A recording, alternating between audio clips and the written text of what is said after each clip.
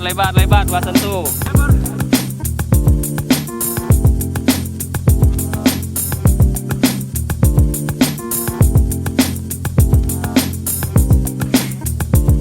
Jadi sebuah profesi pelatih fisik itu adalah sebuah pilihan saya sejak SMA.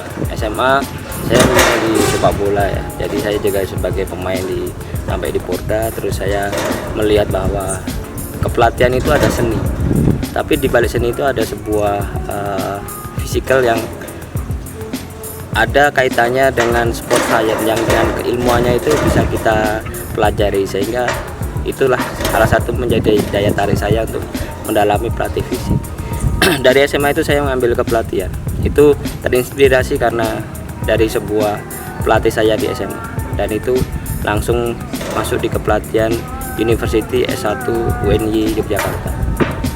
Perjalanan saya untuk menjadi seorang pelatih fisik ketika lulus kuliah, saya langsung ada seleksi sport science di Liga Indonesia. Pada waktu itu masih Liga Super Jarum ISL, Indonesia Super League, dan itu langsung seluruh Indonesia.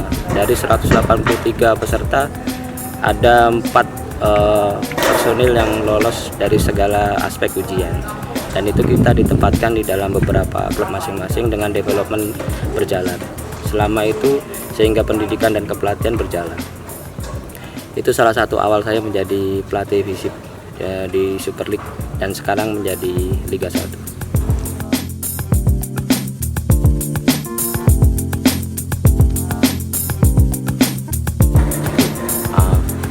Klub pertama dari development Liga 1 pada waktu itu adalah Persik Kediri yang menjuarai Liga Super Indonesia di tahun 2000, sekitar tahun 2009-2010 apa salah. Itu saya di sana. Terus dari Persik Kediri saya ke Pelita Jaya. Dari Pelita Jaya saya ke Persisam Samarinda, terus ke Barito Putra, terus ke Timnas U16 Persija Jakarta, dan sekarang di Madura United.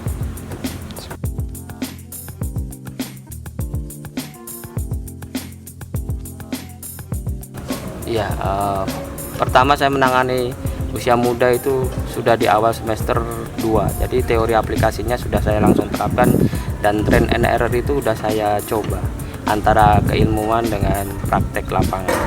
Dan itu kita temukan bahwa ada sedikit kolaborasi antara sport science di university dengan praktek lapangan dengan teori train and error.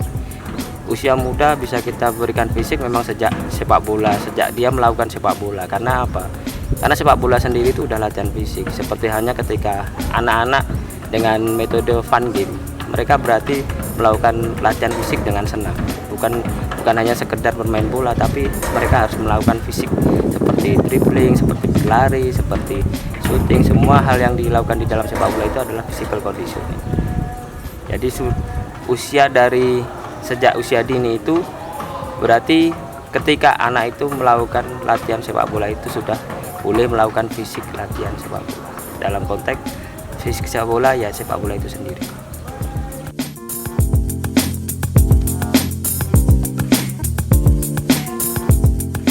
Oke, untuk yang development ya, di usia 15 itu kita sudah praktekkan untuk mencoba latihan physical conditioning, dan itu memang sudah bisa dilakukan.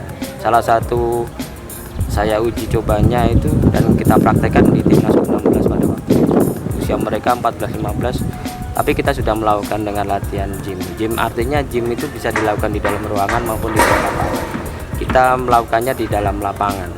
Artinya gym yang di sebelum pertandingan atau sebelum latihan baru kita melakukan gym, atau setelah latihan kita melakukan gym. Gym itu bisa kita lakukan di lapangan itu sendiri atau di luar lapangan. Dan usia itu 14-15 ke atas sudah bisa kita lakukan dengan metode repetisi, jangan dengan metode strength yang begitu memberatkan. Artinya ada sekitar beban 50-60 atau 70% dari berat badan mereka masing-masing.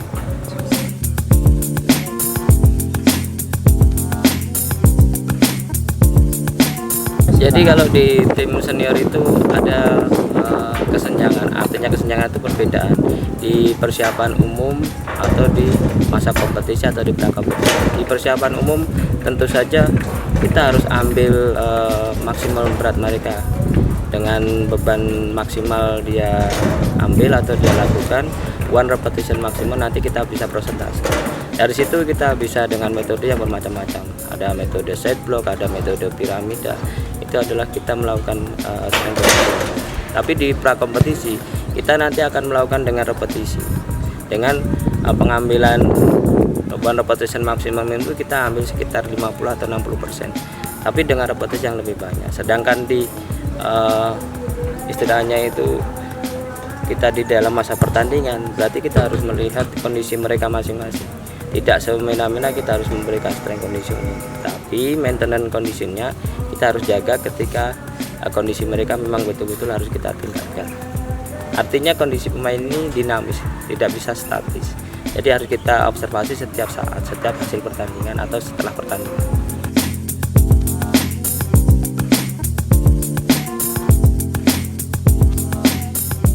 Jadi di langkah profesional ya, memang kita harus tahu bahwa kaitan dengan usia itu juga akan mempengaruhi, tetapi tidak sepenuhnya usia itu akan mempengaruhi mereka. Pada dasarnya usia itu akan mempengaruhi di dalam latihan fisik yang aerobik. Tapi di strength conditioning tidak begitu signifikan usia itu mempengaruhi strength conditioning mereka. Mereka akan terasa di dalam latihan yang bersifat aerobik dan anaerobik. Jadi kalau kita bahas masalah strength conditioning untuk usia itu saya kira tidak begitu signifikan untuk membedakannya. Tetapi kita akan memberikan repetisi perbedaan di usia mereka karena kaitannya dengan itu tadi aerobik dan anaerobik. Repetisinya tentu akan berbeda dengan banyaknya yang usia muda dengan banyaknya yang usia lebih tua. Mungkin misalnya yang muda 20, yang lebih tua usianya bisa sekitar 15 atau 12 kali saja. Jadi membedakannya pada repetisi. Terima kasih.